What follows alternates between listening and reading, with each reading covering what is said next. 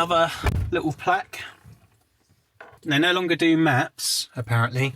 It's a new thing. So I had to take a photo of the map. She said you can download the maps online. You want to be near a toilet block, don't you? Yeah, one issue we've got at the moment when we come to campsites is we haven't got a electric port on the van, so that's something I need to do, because at the moment this is a bit of a palaver, because got the mains unit and basically have to tuck the wire down the back, and then we have to basically feed it out the window.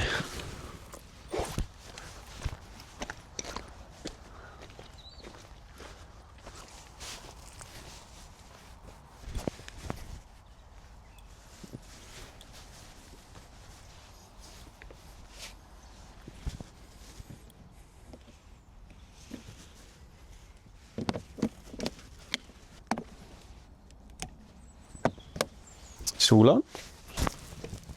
Just got to turn the breaker on. And we have power. So I think what I'm going to have to do is put the power port out the back, run the wire behind the bed. And then also what I'm thinking of doing is fitting a Victron charger to charge the battery while we're on site. So it keeps the battery charged up, the fridge going, lights going. And then we can have a heater. I've just realised that we never charged the Pocket up, so I've had to swap over to the Action 5 to film on, but that's no biggie.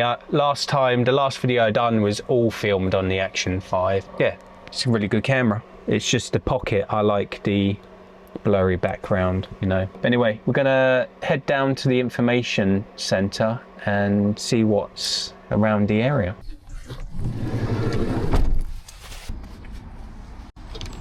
Oh, sorry. So there's plenty of the normal information available. There is a coffee shop nearby, but I believe it shuts at 4. And there's also another tea room by the railway. There's the normal leaflets that you would find in a caravan and motorhome site as well. There's also some books there for walking and cycling routes. There's a book for places to eat as well.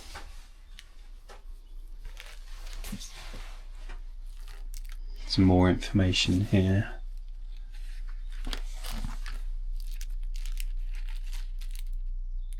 We've got fish and chips.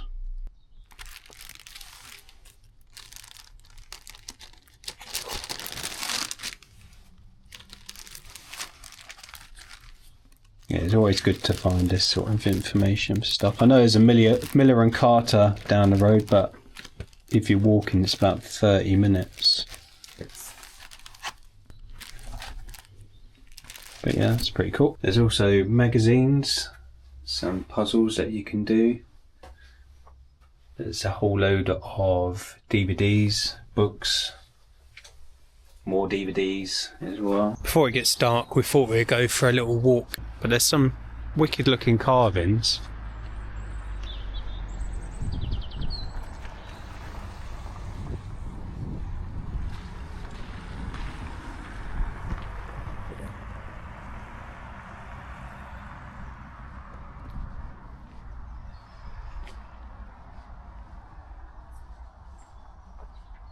Must have took hours to do that. I've got to say though, today's absolutely freezing. Even when we're down in Cheddar, when it was raining, it was actually warmer than this. But yeah, it's absolutely Baltic today. But yeah, we're going to wander down. I think with this campsite, it's ideal if you're travelling long distance and you want somewhere to stop over at night. But as for going to and then obviously exploring, I don't think there's a great deal to do unless you want to walk at least 30 minutes to get to like a pub or something. I mean, it's possible to come here and then if you've got a small enough motorhome or camper van, drive to somewhere, but we always like to park the van up and then go for a walk and see what's actually nearby. But yeah, with this particular site, there's not a lot nearby. Like I mentioned while we're in the information hut, there is a cafe in the middle of like the lakes, but it shuts at 4. Hopefully we can find something though. If not, we'll be just getting something to eat in the actual van. But yeah, there's the railway. There's a little cafe on the railway as well. Yeah, that closes at 4 and all. But yeah, it closes at 4 as well. They're doing to us. By the time we got here, plugged everything in, it was already coming up to 3:20. And because it's winter time, it starts getting dark around 4:30ish now, I would say. Yeah, it's slowly staying lighter, so hopefully by April time, you know, we get a bit more light. So when we do go on these little adventures, most of the time we do it at like weekends. So either Friday evening we go away or Saturday evening, just for like the one night.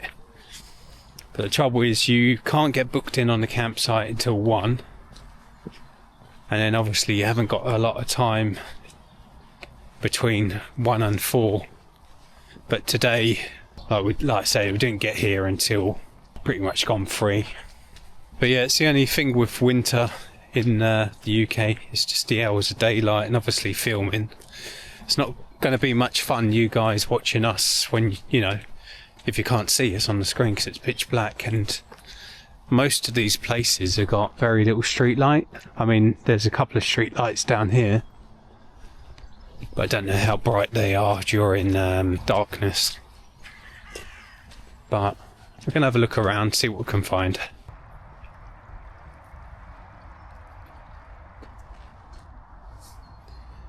Let's see where we are on the map. This is a Not Cuts garden centre nearby. Might be able to get a coffee from there. Yeah, so if you're after a site with like lots of little bits to do around here, I probably wouldn't recommend this one. Like I say, it's good for a stopover. Plenty of spaces for motorhomes, and the pictures are fairly big. For this particular site, I never researched. I kind of chose it because it's relatively near to where we live. Probably should have researched it a bit more to see what's around here. But there is a garden centre, so we're probably going to pop into there, get a coffee. But actually, I just seen a sign for a beef eater. So there is a beef eater. So right next to the beef eater there is a Not Cuts garden centre where there is also a restaurant so you can get coffee and stuff.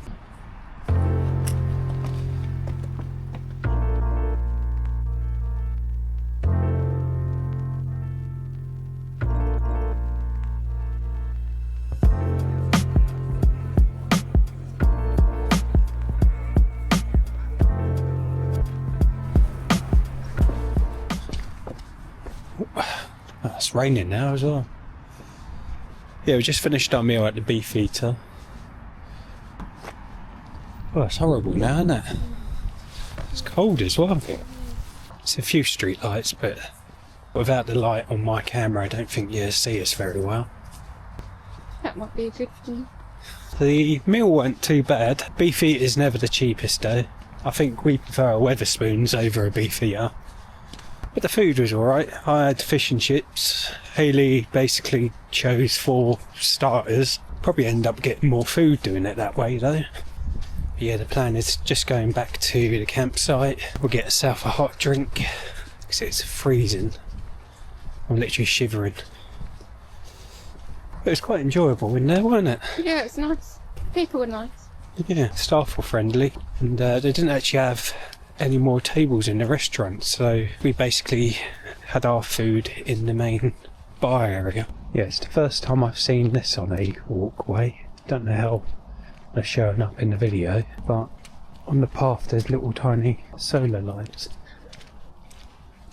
That's pretty cool.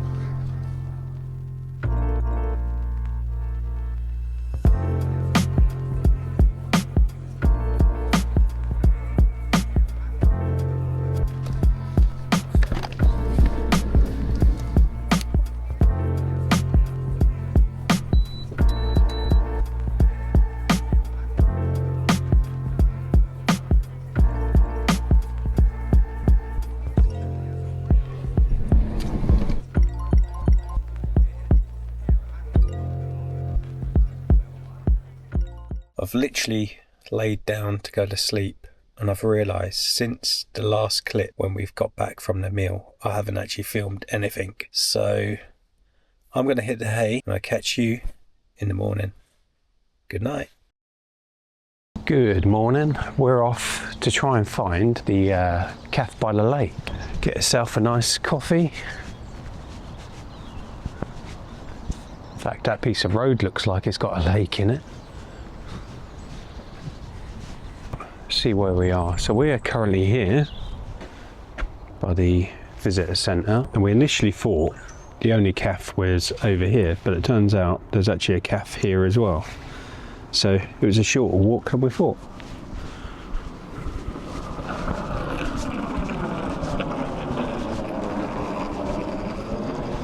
Seeing a video of bacon bat. You're right, mate. Could I get 2 cappuccinos and 2 bacon rolls, please? Take away what's happening. To eat in. Do you want chocolate sprinkles and a cappuccino? Please. Are you sitting inside or outside today? Inside. Inside? No problem. Just stop here, please. 27.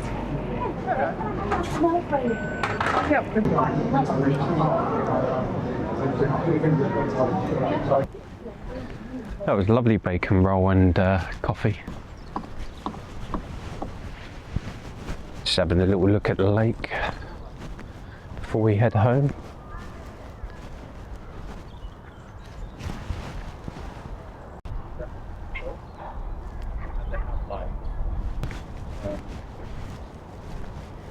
They get over what they're like. Cool. Got a little wildlife garden here.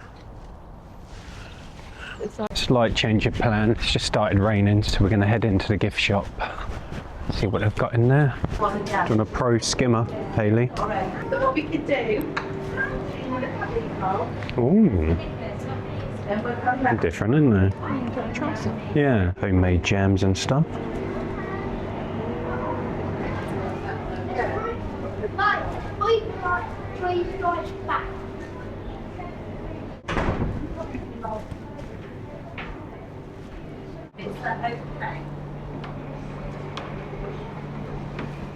Heading back to the campsite. Hayley's just brought out the shop and it's chucking it down with rain again. Yeah, I think it's quite a popular dog walk around the lake. Of course, you can stop for a cuppa as well.